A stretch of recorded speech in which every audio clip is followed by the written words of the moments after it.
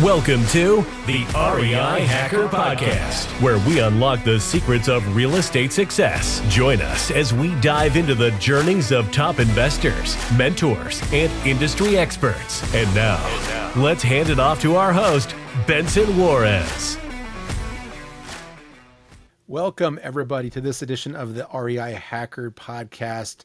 Super excited for my next guest. His name is Dave Dubeau.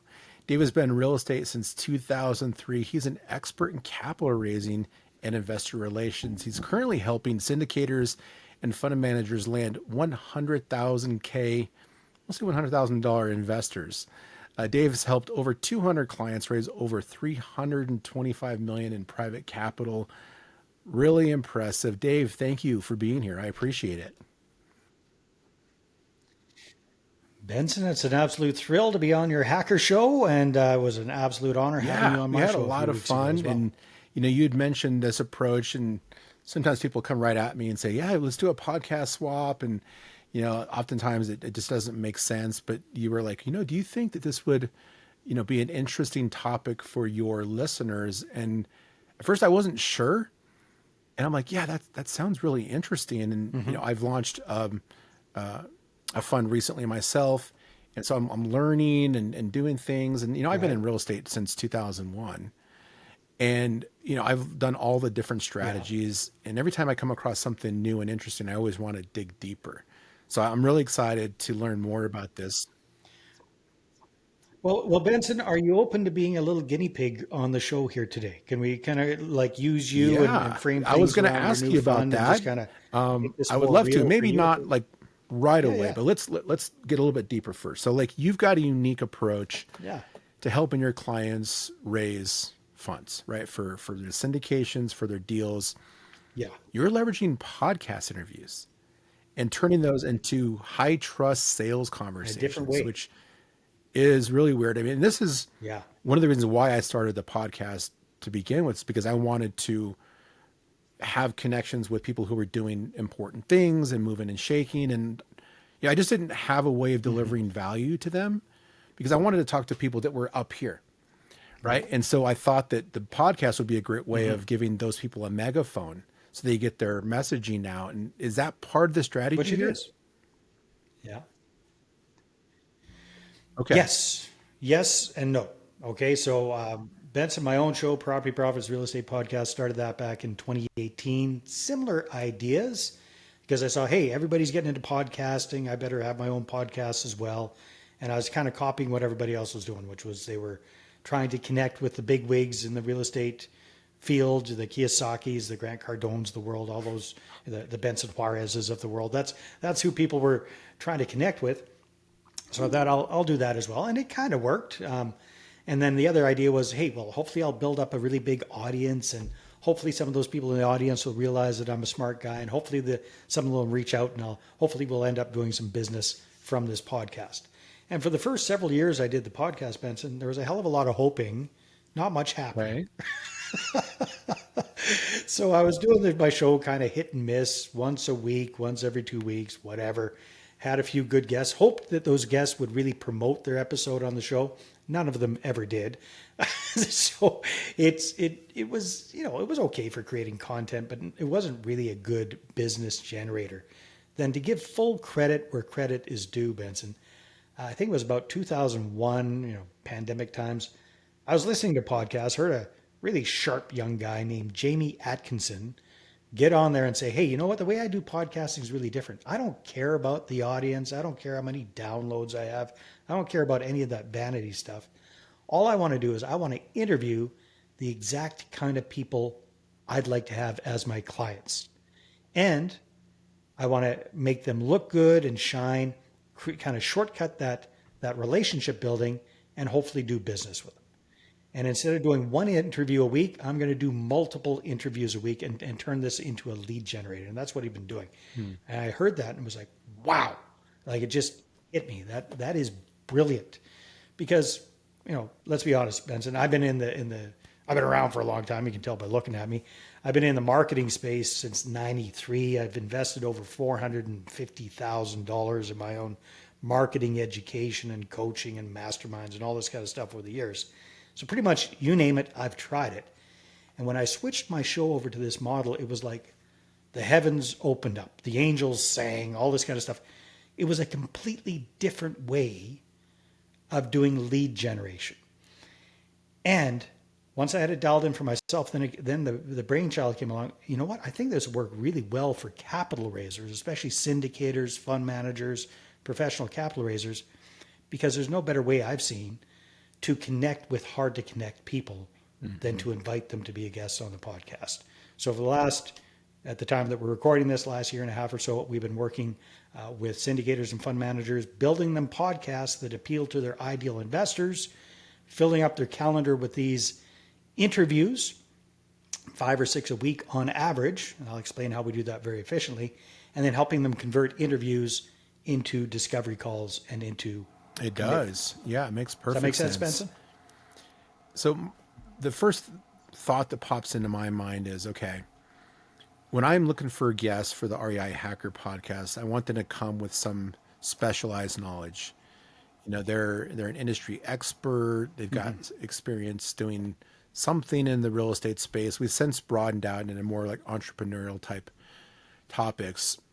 And when you're talking about investors, they made their money somehow, right? They've got liquidity. Yeah. But what are you seeing is getting them interested in actually being on podcasts? Because I've invited people who are industry experts on my podcast, and they're like, yeah, I don't really do that. I don't know what I would bring to the table. I wouldn't be an interesting, guest. How do you get somebody who is an investor, because they made money in some business, whatever it is, interested in being on a podcast? What value do they think they can bring? Yeah, really good question, Benson. We do it very differently. So I'll give you a couple of examples, some real life examples. And then again, if you want to play along this, we can kind of role play let's do it with you, right? You as the example. So for example, I've got one of our syndicator clients. His name is Dr. Tudor Francu. He is a medical doctor and a real estate syndicator. Guess who he resonates with? Exactly, right? So here's what we strategically did, Benson. Now this will make a lot more sense, right? Because why would a doctor or a medical professional want to be on a real estate show? Yeah. Answer, they wouldn't. Okay. So first thing we do is we create a show that appeals to the ideal avatar. So Tudor Francu is a real estate syndicator, but we want him interviewing other doctors and medical professionals. They aren't necessarily interested in syndication yet, right? So we created a show. It's called Stellar Success, Leveling Up for Medical Pros. And every week we get him 5 or 6 doctors, dentists, anesthesiologists, medical professionals booked in to be guests on his show. Now, to answer your question, why the heck do these guys and gals want to be on his show? Ego. The number one reason, Benson, is it's a big ego stroke for them. It's status, right? And as much as we don't like to admit it, all of us are driven by status. We want to look good. We want to seem important. And quite frankly, even these super successful brain surgeons and whatnot, they don't get much recognition at work, even less at home. So they don't get that many ego strokes, to be honest with you, right? So when we reach out to them and say, hey, Dr. Smith, we checked you out. We think what you're doing is amazing. We'd love to have you as a featured guest on Stellar Success, Leveling Up for Medical Pros, so you can share your story, get the word out to a broad audience. And we'll even, create some content for you if you want to have that, reels and shorts and LinkedIn articles. So they come in and they know that they're going to, and subconsciously, hey, this is kind of cool. It's an honor to be invited to be a guest on a show. Most of these guys and gals have never been interviewed before. So it is a big deal for them. And then they're going to get exposure. They get to strut their stuff a little bit in front of their coworkers and their friends and their family. And that's a big part of the reason why it does. The show. But the niche is the key, right? So that's you have to create this podcast that's around a specific niche or niche. If you're from Canada, or if you're Canadian, either way. But here's another example. So I've got another client. In fact, I was just talking with him today. Tim Fergustat. Tim is a successful syndicator in Phoenix. And Tim doesn't have a particular avatar that he's going after. Obviously, he's looking for accredited investors. So we just zoom out. Who are accredited investors? People with net income 200 grand or more, net worth $1 million or more, excluding their house, those kind of people. So who are most of these people? Well, they're successful business owners, successful entrepreneurs, successful professionals like doctors, lawyers, dentists, yada, yada, C-suite type executives that are making good money. These kind of people typically make up accredited investors, right? So Tim, his show is very different. He's not going after just medical professionals, but he wants to meet people in and around Phoenix where he lives. So we created a show called the Phoenix Prosperity Podcast for Tim. And it appeals to this kind of avatar in and around Phoenix, successful people. So they get to come on, talk about their success, their professional success, personal success, financial success. Again, big status play for them, big ego boost for them, free marketing, free PR, free publicity for them and their companies, free content for them. There's lots of reasons why they want to be a guest on the show, but we make the show all about the guest. It's not about us. It's not about syndications. It's not about real estate. It's how do we hook these people to be the guest and the audience of this show? Because none of them give a crap about real estate just yet. Does that make sense? But a podcast is a two-sided animal, right? There's the guest and there's the content and then there's the audience. And you typically need one for the other one to bring value. So you have to get listeners of these things. So is he out there? Okay, you said it. He doesn't care how many people are listening, but are they going to be on a podcast that has 5 listeners? How are they going to know how many listeners the podcast they won't. has? But is that just part of the thing? Is it doesn't matter how many listeners they have? Okay, it doesn't matter. I've been running my show since 2018, Benson. I can count on one hand how many people have asked me, what's the size of your audience, how many downloads you get, yada, yada. And it's usually the Kiyosaki type people. Those kind of the folks are the only ones that ask.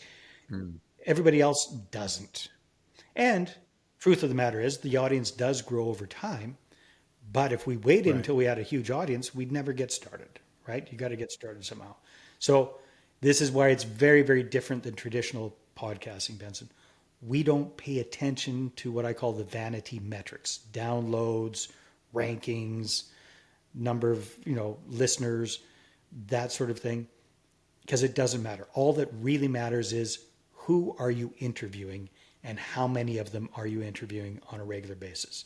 And we get our clients 5 or 6 of these ideal prospects as their guests every single week.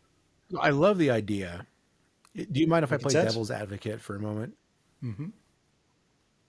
Please do. That's why I love doing this with podcasters. So, because it's different. It's very. If I was in that position and I learned what the true motive of it was, I might feel a little deceived. Bait and switch, right? Okay, I'm on this podcast. They're interested in what I'm doing. Yeah. Few people are going to hear it. Really, they're just trying to get my money, right? Maybe that's the case. Maybe it's not. The podcaster themselves really has to. If we do it right, it shouldn't be the case. In fact, I've never had that come up. So again, let's talk about that for a moment first, right? So has that ever happened? And how do you get the podcaster to feel okay with it, right? Because they have to go to sleep at night, right? And they're doing all these other marketing strategies that maybe aren't working, or it's the long game of earning trust, and it just takes some time. They have to feel good about this strategy, right? So how do you explain it to the podcaster in a way where they feel good about it? And then also, if it comes up with a guest and they're thinking, man, you just wanted, to get my checkbook. Like, that's not right. Like, how do you deal with those situations? Yeah, it doesn't come up because we do it in a very non-sleazy way where we do actually, I call this leading with the giving hand. So we genuinely are providing value to our guests. The audience might be small, but it does build up over time. And the audience is the audience, right? And again, a lot of these people have never been on a show before. So just by the fact they've been invited, that's kind of a big deal. And then my goal and our client's goal when they're doing the interview is to make the guest look good, feel good, and sound good. So this isn't a sneak attack. I'm not getting you on my show to try and ram real estate down your throat or, make you feel dumb because you're not investing it or anything like that. My whole goal for having you on the show is to start a relationship. It's to, again, provide value first, right? Make you feel good, make you look good, make you sound good. And when I do this by interviewing you in a nice way, then it's going to automatically create rapport. It's going to make you feel good about me because I've made you feel good. Does that make sense? And then if I do it right, if I have the choreography of the questions right in the show, it's going to naturally lead to a post-interview conversation. Okay? So I'll give you an example. All right? So Benson, let's say, what do you want? Let's just pretend you're a busy doctor and I'm Dr. Franco on the show and we're interviewing you, right? So I'll just role play this. So you're Dr. Benson and we've talked the first 15, 16 minutes of the interview. It's all been about your specialty. What's your secret sauce? What are you doing professionally that's just kind of, different? And what's your unique angle, which people love talking about. That's what makes you unique, right? Then we maybe talk a little bit about personal success and work-life balance and, busy doctors, how do they have time for, all that. Talk a little bit about that. And then I want to massage the conversation towards investing without being heavy-handed about it. So here's what I would say, Benson. Dr. Benson, now a lot of busy doctors like yourself and myself, we're doing well financially right now. We're making pretty good money as long as we're working hard for it. But sometimes we're looking towards the future. We want to keep that level of income high without having to work so hard. What are your thoughts about that?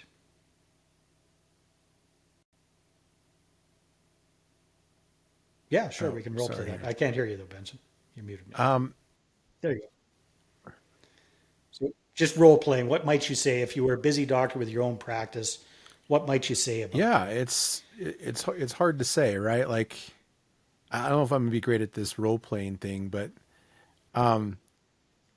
okay, yeah, let's do that. Well, I'll tell you what they typically say. They say, well, I'm investing everything back into the business, or I'm dabbling in stocks and bonds, or I'm fooling around with crypto, or whatever they say. Like they're either doing something or they're doing nothing, but it starts the conversation, right? And then we kind of, okay, that's great. And then we wrap things up. Hey, Dr. Benson, if people want to connect with you, what should they do? And blah, blah, blah. And then we wrap things up. Now we've stopped the recording, Benson, but we're in the podcast green room after the interview. So we're still on Zoom or on Riverside together. And we're going to circle back with you and say, Dr. Benson, great job, especially for your first podcast. I thought it was excellent. Let's get a little screenshot for the artwork. This will be coming out whenever. Now, Dr. Benson, you mentioned that you are, starting to dabble a little bit in crypto to generate a little bit of income outside of doctoring. Let me ask you this. How do you feel about the kind of returns, the security and the stability of that investment? Is that something that you're 100% happy with, or is there maybe a little room for improvement? Yeah, everyone wants to do better. There's always room for improvement, right? To interview Warren Buffett, he's going to say there's room for improvement. Okay, well, we're doing something really interesting with other doctors, busy doctors like yourself and myself, in the alternative investing space with apartment buildings. And we're able to get them very steady Eddie, solid double-digit returns on their money. And quite often, we can take a big chunk out of their personal income tax at the same time. Is that something you might be interested in taking a look at? Boom. Book them into a follow-up discovery call, usually within 2 or 3 days of the interview, right? Don't do it right there and then. Book them in for a follow-up discovery call. And then that's where you show them what you're all about. Don't try to sell them immediately on an investment. That's too fast. But see if they're interested, add them to your VIP investor list, fill out their, investor intake form together with them, get a little bit of a warm commitment, get them into your follow-up system, your drip sequence system right there and then. That's what we do, and that's how we do it in a non-sleazy, non-salesy way. If they say no, they're not interested, that's okay. We're still going to deliver the episode for them, create all the content for them, do everything we told them we would. It's just when we do it this way in a non-sleazy way, 7 times out of 10 people take us up on those are good numbers. Discovery calls. 70% is great.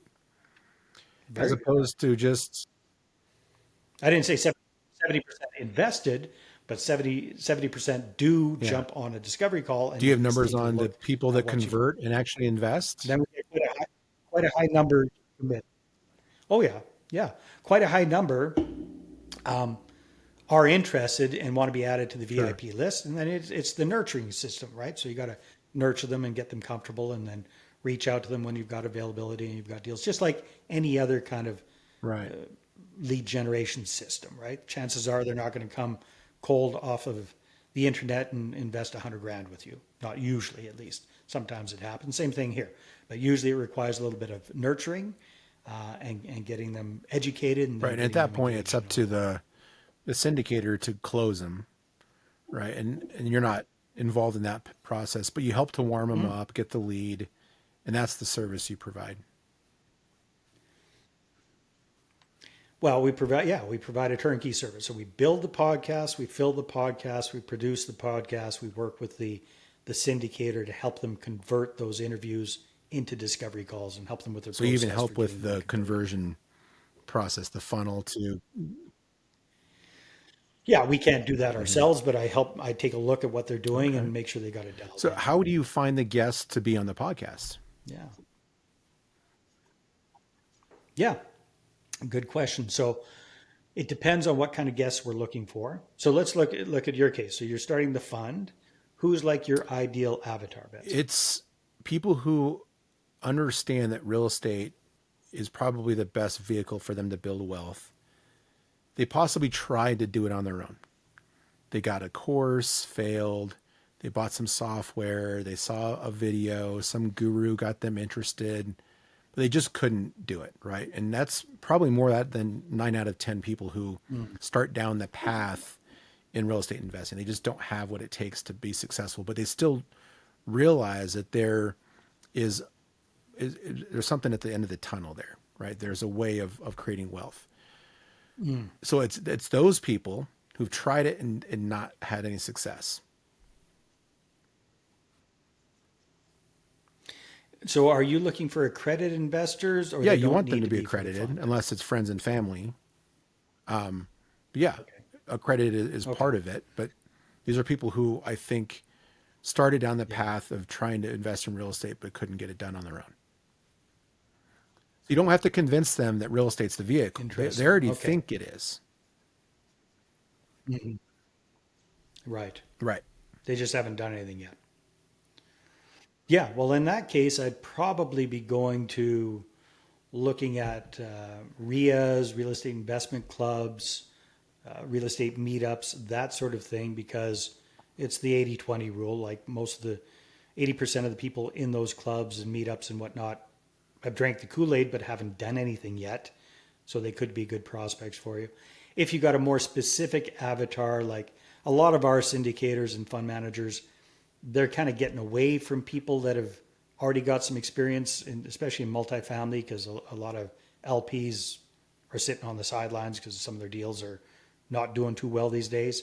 So they're looking for fresh prospects who don't necessarily have much experience with real estate. And that's why we're going after successful, busy business owners and professionals and C-suite executives. And the way we find a lot of them is through LinkedIn. Right? We'll figure out what are we looking for? Is it demographically based? Is it geographically based? Who do we want to go after? Then we create lists of these folks and we reach out to them via LinkedIn, connection requests, invitations on LinkedIn to be a guest. We scrape data, we get email addresses, send out email invitations. We get phone numbers. We pick up the phone and call people and invite them to be the guests. So typically we've got a dedicated outreach person for our clients who's working quite a few hours a week, generating enough leads and enough interest to get 5 or 6 That's a lot bookings of every single bookings. week. That Well, we do it. Yeah, it seems like it. But the way we've got it set up, Benson's very effective.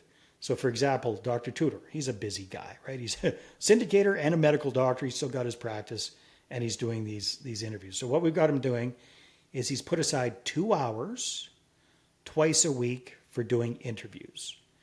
And in those 2 hours, we can have 3 40-minute blocks. So, we can actually book up to 6 people a week on his calendar to have these interviews. And he just gets on Zoom twice a week, join and remembers to click record, and everything else gets taken care of for him. Is there any challenges for the syndicators who are thinking, I don't know how to do a podcast. I don't know how to interview somebody. I'm not good on, I don't want to be on camera. I don't feel comfortable, leading the conversation and being the host. Is that a challenge? Is there some hand holding there as well? Yeah, people are always nervous about that if they haven't done it. You and I know a dirty little secret, Benson, and that is being a host is pretty easy because you just ask a few questions and the guest does most of the talking. A podcast is great for ugly guys like me because it doesn't really matter what you look like. It's mostly an audio type thing.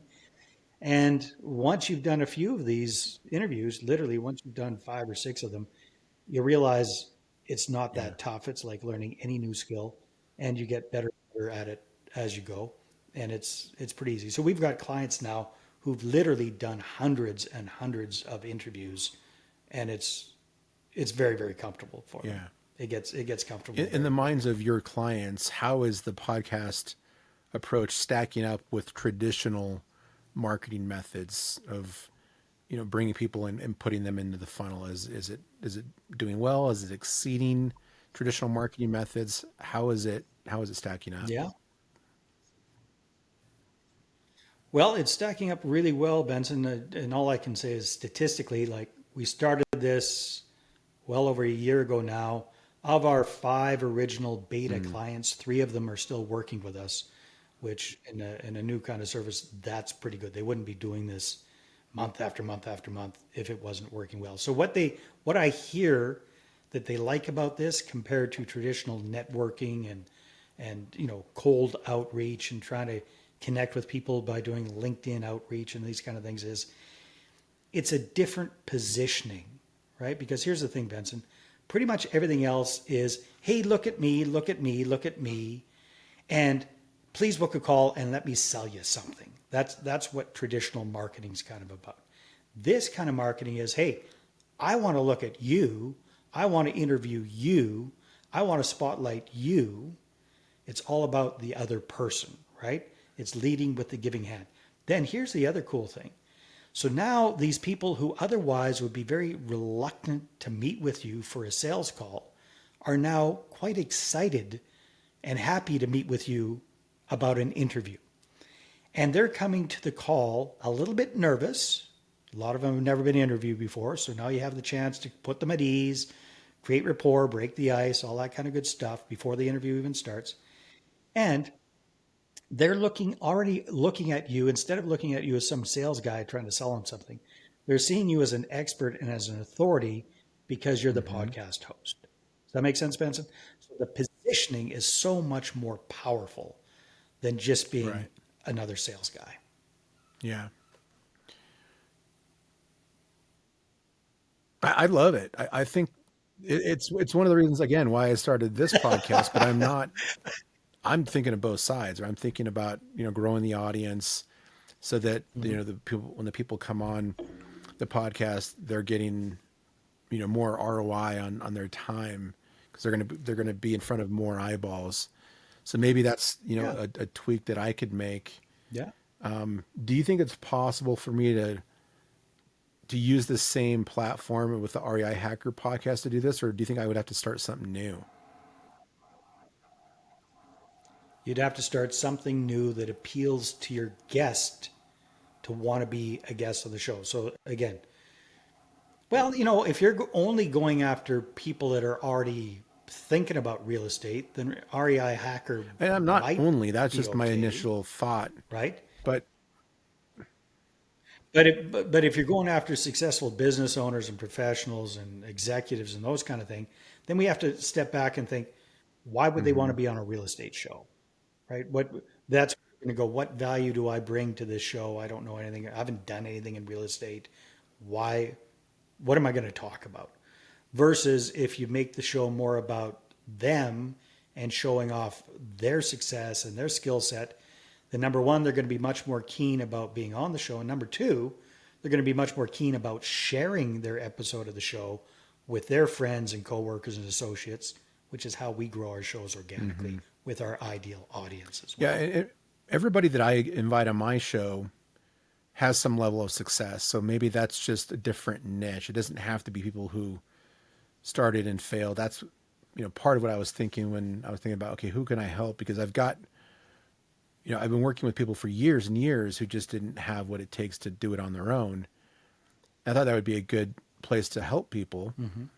But I've already done, you know, 120 episodes of the REI Hacker podcast, and I've talked with people who are, you know, maybe a third of them are millionaires, right? So there's people there that could be investors as well, and I just have to be more intentional about the post They could podcast be. interview, right? Yeah, it could be. I guess the challenge is if you're interviewing other people that are active real estate investors, my experience has been most of them want to reinvest in their own deals, or they're looking to raise capital to do more deals themselves, not necessarily become a passive investor in somebody else's thing. Yeah, there's something That's to just been that. my And experience, Benson. So maybe a third of all of really, my guests are active real estate investors. The rest of them are people associated with the business. So, you know, mentors, coaches, people who own software companies that are in the real estate space, service providers, you know, people, hard money lenders, title companies. You know, again, some of them have been investors and people who are doing some cool stuff in the industry, but it's a mix. yeah. So I guess the big difference with the way we do it is the volume. So instead, really make this work consistently and effectively, that's why we're doing 5 or 6 interviews a week, 20 a month on average. So it's like a daily show versus a weekly show. And it really is kind of about the volume of guests that you're interviewing. So if you wanted to turn your show into more of a direct lead generator, then I would recommend, and that's the avatar you're going after, then it's just kind of kicking up the volume of interviews that you're doing and doing maybe 2 or 3 or 4 or 5 a week. Again, shorter, more time constrained episodes, perhaps, so it doesn't Right. kill a whole day of your time every week. That might be Yeah, that that might makes be a sense. solution for you there. So how Yeah. do people pay you for your service? Is it like a retainer sort of scenario, or is it based off of how much money they can raise? How does that work? Yeah, good question. So we charge a setup fee for our clients, and it depends, on what offer we got going at the moment, and then depending on how many leads they want per month, we have different packages for that just take care of everything. So it's lead generation and production services all in one. No, we don't take any percentage of the capital that they raise. We just charge for our lead gen and Do you have production an services example? after Like, that. let's say they want 2 leads a week. Yeah, so our services, it's anywhere from kind of do it yourself to full on done for you. So it ranges anywhere from $97 a month to $2,500 Gotcha. a month Yeah. at So this the point. white glove service is going to be on the high end with multiple leads. Yeah, if you're looking for 20 plus ideal investors every single month and 20 plus interviews produced every single month, that's our Which is higher extremely level service. reasonable, because if you compare that to traditional marketing, you could easily spend that on ads doing social media posts, Oh yeah, content creation, and VAs and ads and production. VAs and It can really get up there. So especially if it's working, right? If they raise money for one deal, that could pay for the whole month, multiple months, maybe the whole year. Yeah, the whole pay year. for the whole year. So for So them, it's really yeah, about their ability to close is where that ROI starts to pay off. If they have the ability to build that trust and not be sleazy and go from that warm intro where they're the host and they're the thought leader, and they can translate that into a conversation and turn them into a potential lead and then close them. That's really where the ROI comes from. most definitely, and that's why we work really, really one on one with our clients to get that dialed in. Plus, we get together on a monthly basis with all of the different podcast hosts and compare notes, what's working for this person versus that person, what tweaks have they done. So it's a very kind of small, tight knit Mm-hmm. sharing community, and that's what we work on a lot. Is there any other process. marketing that you provide to them aside from the podcast situation? Like maybe just direct DMing these people. They don't want to be on the show, but we still know they're accredited and we know that they're a C-level executive at some company. Is there a way to get them into the funnel? We focus 100% on the podcast side of things, Benson. So if that's we're Yeah, I very, very mean, specialized I in wouldn't that way. leave that money on the table, right? If you're already having these conversations with people and they just don't want to be in the show, why not get them into some funnel where they can potentially get an appointment? Yeah, potentially. We haven't thought about that. We've just really, really focused all of our energies on getting them those one-on-one, face-to-face interview meetings, and haven't paid attention Yeah. to any of the other stuff. That's my whole focus. Let's get the right person on the other end of the camera with you. Let's get that conversation going. Yeah, Let's it's get just that one of my initial relationship going. thoughts. Because when I'm talking to people about like lead generation for Yeah. distressed sellers, you can try to have conversations with people. You're hitting them from different angles. Maybe you're doing door knocking and then mail, and then there's maybe you're running ads, and so you hit people from different angles, and they can fall into different buckets. And then, like building a buyer's list for wholesale, right? If I'm calling a quote unquote buyer, and I'm congratulating them on a house that they just flipped. Like, hey, congratulations on this house you just flipped. It looks Mhm. amazing. Man, are you looking for any more deals? And they're like, no, I'm not buying right now. Well, I called to see if they wanted to buy a deal, but the next question logically Mhm. is, well, hey, do you have anything in your portfolio that you're selling? Right. So you just twist. Like, so the hardest thing to do is to get Right. that conversation in the first place. Once the conversation's going, how can you divert Yeah. them into another piece of your funnel? Well, again, our conversation that we get going has nothing to Right. do with investing, right? Our conversation that we go going is, hey, Benson, we think you're great. We found you on LinkedIn. We love what you're up to. Our mutual connection, so and so, has just been on our podcast. We thought you'd make a fantastic guest as well. Are you interested in being a guest on the Hmm. show? So it has zero to do Yeah. with investing. So if we kind of switch there, then I think my Yeah, I gut got you. says it just kind That of makes gets sense. spammy. Yeah, yeah, yeah. But so that's what I call this whole high ticket podcasting thing, Benson. It's build a show that appeals to your ideal avatar as the guest and as the audience.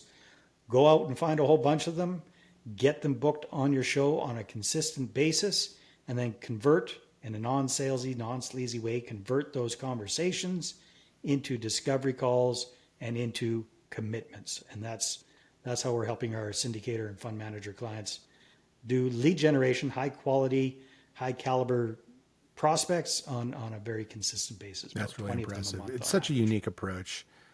I can imagine that people would be very interested in Well, this. thank you. And you mentioned the cost structure of it. It's reasonable. right? Just depending upon how busy they are and how many leads they want. So I think it's an amazing approach, Dave. Yeah. Well, So if thank you, there's Benson. anybody I that's appreciate that very listening much. who Yeah. would be interested in this service, like how do they get a hold of you? Yeah, well, they can check out my website if they want. It's resultsenterprises.com. That kind of talks about what we do with the podcast. If you'd like to find out more about the actual podcasting, I've written a book on it called How to Get 20 Accredited Investor Meetings Every Month. Walks through the whole system kind of more in depth. And they can get a free copy of that in exchange for their name and their email address at the number 20 accreditedinvestorsbook.com. Again, the number 20 accreditedinvestorsbook.com.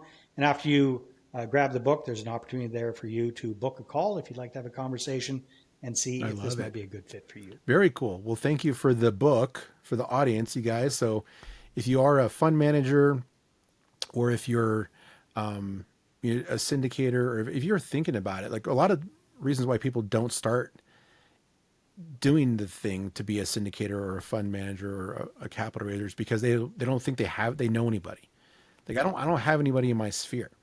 So that enough is enough for many people to not even start. So I feel like this is a way of people opening up people's minds to like the people are out there. You just need a way of getting them in the door. And I think this is a great way of getting people in that you don't know.